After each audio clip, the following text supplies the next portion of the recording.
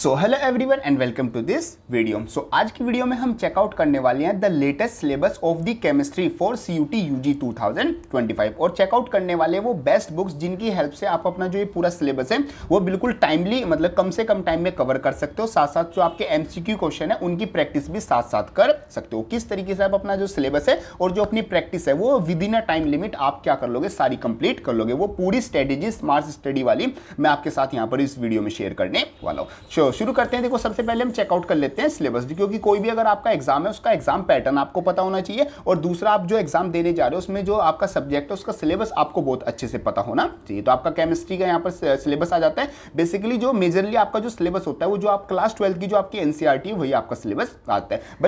But कुछ topic जो आपके होते हैं वो ऐड ऑन हो जाते हैं, क्योंकि क्लास 12 में आपके एनसीईआरटी में से काफ़ी टॉपिक्स अब रिमूव कर दिए गए हैं, तो वो कुछ टॉपिक्स आपको एक्स्ट्रा पढ़ने होते हैं। 10% टॉपिक्स हैं वो ही आपको सिंपल एक्स्ट्रा पढ़ने होंगे। देखो यहाँ पर सबसे पहली चीज़ आ जाती है कि आपके एग्जाम में क्वेश्चन कितने आएंगे। आपके 50 क्वेश्चन आएंगे, उसमें से आपको 40 जो क्वेश्चन होते हैं वो अटेम्प्ट करने होते हैं। वो आपकी मर्जी होती है, कोई भी क्वेश्चन यहाँ पर अटेम्प्ट कर सकते हो। देखो सबसे पहली आपकी जो यूनिट आ जाती है वो सॉलिड स्टेट आ जाती है और सॉलिड स्टेट में जो आपके सारे टॉपिक्स हैं जो एनसीईआरटी वाले टॉपिक्स हैं वही आपके आते हैं। कुछ टॉपिक्स आपके जो मतलब कि एक्स्ट्रा टॉपिक्स हैं जो अब एनसीईआरटी में क्लास 12 के लिए नहीं है वो भी आपके यहां पर मेंशन किए गए हैं। ऐसे आपका सेकंड चैप्टर आता है सॉल्यूशन, सेम आपका एनसीईआरटी का चैप्टर है सेकंड चैप्टर, और यहां पर भी आपके जो सिंपल जैसे रोल्स लॉ हो गया और BP, depression, freezing point, osmotic pressure, जो आपके ये बेसिकली रिलेटिव लोअरिंग प्रेशर और जो कोलिगेटिव प्रॉपर्टीज हो गई, ये सारे आपके इंपॉर्टेंट टॉपिक्स यहां पर आते हैं। ऐसी आपकी इलेक्ट्रोकेमिस्ट्री थर्ड चैप्टर आता है, काफी इंपॉर्टेंट चैप्टर आता है, सेल वाला चैप्टर है, ईएमएफ ऑफ द सेल और जो गैल्वेनिक सेल है, यहां से आपके बहुत सारे क्वेश्चन बनते हैं। ऐसे आपका जो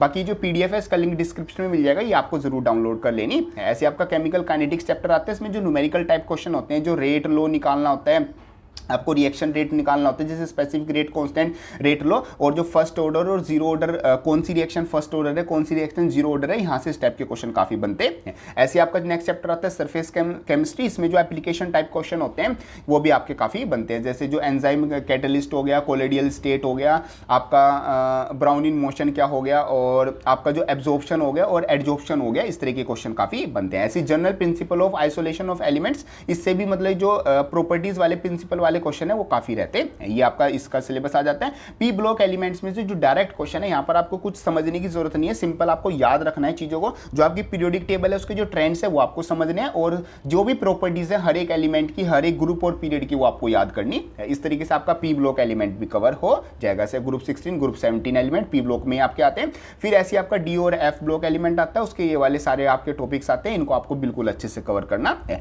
ऐसे आपका कोऑर्डिनेट कंपाउंड और हेलो एल्केन्स एंड हेलोरीन्स आ जाते हैं, इसमें आपको चीजें समझनी होगी। थोड़ा सा समझते हो और काफी कुछ इसमें याद करते हो तो ये दोनों चैप्टर भी आपके दोनों जो यूनिट्स है अच्छे से कवर हो जाएंगे। बाकी आपका चैप्टर आता है अल्कोहल, फिनोल्स एंड ईथर्स, इसकी जो प्रॉपर्टीज है वो आपको याद करनी होगी, और जो कन्वर्जन्स है वो आपको यहाँ पर पता होने चाहिए कि क्या मिलाने से, मतलब अल्कोहल को अगर आपको किसी और चीज में कन्वर्ट करना है तो आपको क्या मिलाना होगा, कौन सी रिएक्शन करनी होगी। ऐसे आपका aldehyde, ketones and carboxylic acid आता है, सेम वही इसमें ऑर्गेनिक केमिस्ट्री है, याद करना होगा पहले और काफी चीजों को समझना होगा। जो कन्वर्जन्स है वो आपको याद होने चाहिए, एल्डिहाइड्स, कार्बोक्सिलिक एसिड। नेक्स्ट आता है आपका ऑर्गेनिक कंपाउंड कंटेनिंग नाइट्रोजन, ये भी काफी इंपॉर्टेंट चैप्टर है। इसकी प्रिपरेशन, जो मेथड ऑफ प्रिपरेशन है, ये बहुत ज्यादा इंपॉर्टेंट होते हैं। नोमेनक्लेचर और क्लासिफिकेशन ये आपको पढ़ने हैं। ऐसी आपका साइनाइड्स आ जाता है, आइसोसाइनाइड्स आ जाता है, ये आपकी चीजें। नेक्स्ट आपका आ जाता है बायोमोलिक्यूल्स चैप्टर। बायोमोलिक्यूल्स में जो बेसिकली प्रॉपर्टीज हैं और जो उसके स्ट्रक्चर्स है वो आपको याद होने चाहिए। ऐसे आपका hormones, elementary idea excluding structure, अच्छा ये वाला मतलब इसी टॉपिक से आपका हो गया। न्यूक्लिक एसिड, डीएनए और आरएनए, इन दोनों का जो बेसिकली डिफरेंस है वो आपका आता है। ये तो आई थिंक क्लास 12 में भी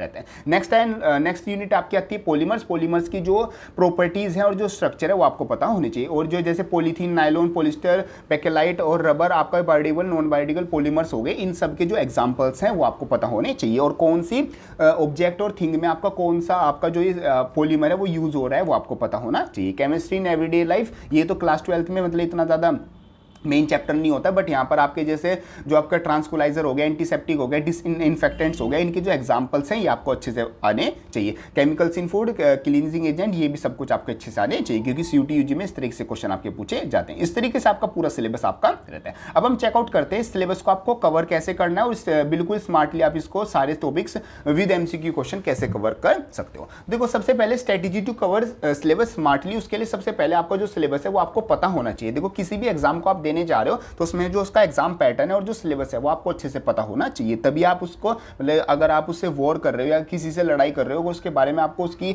वीकनेस स्ट्रॉन्ग और जो स्ट्रेंथ है वो पता होगी, तभी आप उससे अच्छे से फाइट कर पाओगे। तो नो योर सिलेबस मैंने आपको बता ही दिया, हर एक चीज को अच्छे से नोट कर लेना। अब यहाँ पर हम बात करते हैं आपको किस तरीके से सिलेबस को कवर करना है। तो सबसे पहले आपको तो यहाँ पर अपने जो स्ट्रॉन्ग पॉइंट है और अपने जो वीक पॉइंट्स है, मतलब जो आपको चैप्टर अच्छे लगते हैं, बेसिकली जो आपके चैप्टर स्ट्रॉन्ग है जिसमें आपका कोई भी टॉपिक वीक नहीं है, वो आपको चेकआउट कर लेने मेरे कौन से स्ट्रॉन्ग चैप्टर है। जैसे काफी बच्चों की जो ऑर्गेनिक केमिस्ट्री होती है वो ज्यादा स्ट्रॉन्ग होती है क्योंकि उसमें न्यूमेरिकल्स कम होते हैं। काफी बच्चों की फिजिकल केमिस्ट्री ज्यादा स्ट्रॉन्ग होती है क्योंकि वहां पर न्यूमेरिकल क्वेश्चन ज्यादा होते हैं, वहां पर याद करने का काम कम होता है। तो आपको देखना है कि आपके अकॉर्डिंग सबसे ज्यादा स्ट्रॉन्ग आपका कौन सा है और वीक कौन सा आता है, उनको आपको इस डिक्रीजिंग ऑर्डर में रख देना है। सबसे पहले सबसे स्ट्रॉन्ग चैप्टर का नाम लिखोगे, फिर उससे वीक, फिर उससे वीक, फिर उससे वीक, और लास्ट में जो सबसे वीक आपका चैप्टर है जिसको आप पसंद नहीं करते वो आपको यहाँ पर रख देना है। ऐसे नहीं कि सारे चैप्टर जो पसंद नहीं है उसमें लिख दोगे, लाइन वाइज आपको रखना है। पसंद जो है वो ऊपर और जो मतलब ठीक नहीं है, नॉर्मल है, वो नीचे रख दोगे। अब आपको देखो करना क्या है, सबसे पहले आप अपना जो चैप्टर फर्स्ट है उसको उठाओगे और उसकी जो एनसीईआरटी है वो बिल्कुल अच्छे से रीड कर दोगे। इसी तरीके से आपको एक पेपर पे चार्ट बना लेना है, सारे चैप्टर के नाम लिख के एक बॉक्स बना दोगे एनसीईआरटी, फिर उसके सामने प्रीवियस ईयर क्वेश्चन, और आगे आपका इस तरीके से मैं बताता हूं। तो ए चैप्टर को आप सबसे फर्स्ट चैप्टर को आप रीड करोगे एनसीईआरटी से, बिल्कुल अच्छे से पॉइंट टू पॉइंट रीड करना है। जो ब्लू बॉक्स में है और जो समरी है वो भी सब कुछ आपको रीड करना है। हर एक चीज आपको रीड करने के बाद उस चैप्टर के जो chapter wise previous year question आते हैं वो लगाने हैं। ये आपको फ्रीली मतलब आप अपना चेकआउट करोगे, गूगल पर सर्च करोगे तो वहां पर मिल जाएंगे आपको चैप्टर वाइज क्वेश्चन।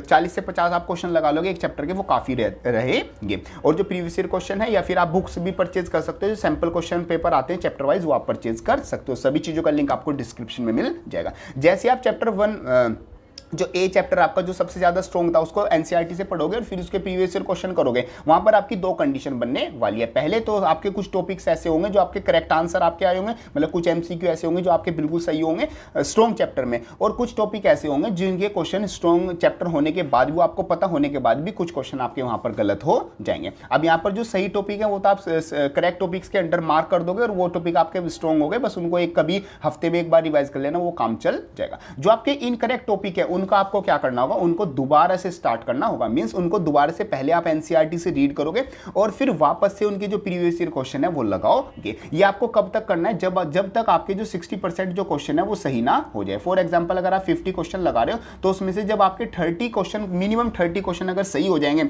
तो इसका मतलब वो जो इनकरेक्ट टॉपिक है वो आपका काफी अच्छा होने वाला, काफी अच्छा होता जा रहा है। और जैसे आपके 30 क्वेश्चन मतलब 60% क्वेश्चन सही हो जाए, आपको नेक्स्ट चैप्टर पे क्या कर जाना है, मूव कर जाना है। फिर ये जो पूरा इनकरेक्ट टॉपिक है ये आप पढ़ते रहोगे जब तक इसमें 100% नहीं सही हो जाते, मतलब कि मिनिमम 95 का तो आप टारगेट लेके चलोगे। कुछ क्वेश्चन ऐसे होते हैं कि मतलब नहीं हो पाते, उनको छोड़ भी आएंगे तो कोई प्रॉब्लम नहीं है। कुछ क्वेश्चन ऐसे टाइम वेस्ट करने के लिए होते हैं, तो मिनिमम आपकी जब तक 95% क्वेश्चन सही नहीं हो जाते, आप इन इनकरेक्ट टॉपिक को पुराने वाले चैप्टर के लिए पढ़ते रहोगे। और जैसे 60% क्वेश्चन सही हो जाएंगे, आप नेक्स्ट वाले चैप्टर पे क्या कर जाओगे, मूव कर जाओगे। इसी तरीके से आपके जो स्ट्रॉन्ग वाले टॉपिक है वो और ज्यादा स्ट्रॉन्ग हो जाएंगे। उसमें अगर कुछ टॉपिक आपके, जैसे चैप्टर तो आपका अच्छा लगता था वो आपको स्ट्रॉन्ग चैप्टर था, बट कुछ टॉपिक ऐसे थे जो वीक थे, वो भी आपके स्ट्रॉन्ग हो जाएंगे। और लास्टली आपका जो पूरा सिलेबस है वो टाइम टू टाइम कवर सारा भी हो जाएगा, और जो वीक चैप्टर है लास्ट में जाके वो भी स्ट्रॉन्ग हो जाएंगे। बिल्कुल इस तरीके से आपको जो स्ट्रेटेजी है, मतलब ये जो पूरा प्रिंट है, मतलब ब्लू प्रिंट है, इस तरीके से कवर करना है फॉर सीयूटी यूजी 2025। अगर आप इस तरीके से पढ़ते हो तो आप अपना टाइमली जो सिलेबस है वो भी कवर कर लोगे, और साथ साथ जो आपके एमसीक्यू की जो क्वेश्चन प्रैक्टिस है क्वेश्चन की वो भी साथ साथ होती रहेगी। अगर आप चाहे क्लास 12th में तो भी आप इसको इजीली फॉलो कर सकते हो, और अगर आपने ईयर ड्रॉप ले रखा है तो भी आपको इजीली जो है इसको फॉलो कर सकते हो। सो ये सब कुछ आपका जाता है related to this video. Hope करते हो ये वीडियो आपको हेल्पफुल लगी होगी।